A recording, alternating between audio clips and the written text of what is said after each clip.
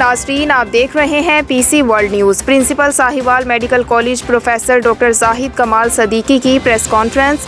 عوام کو صحت کی بہتر سہولیات کی فراہمی، ڈاکٹرز کی تربیت اور انہیں جدید طریقہ علاج سے مسلسل آگہی کے بغیر ممکن نہیں۔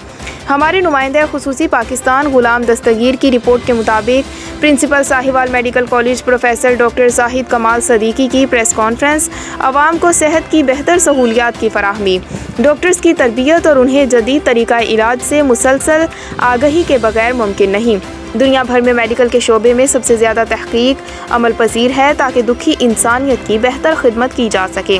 ضرورت اس عمل کی ہے کہ پاکستانی میڈیکل پریکٹیشنرز نہ صرف ان تبدیلیوں سے آگاہ ہوں بلکہ انہیں علاج معالجے میں بھی لاگو کریں۔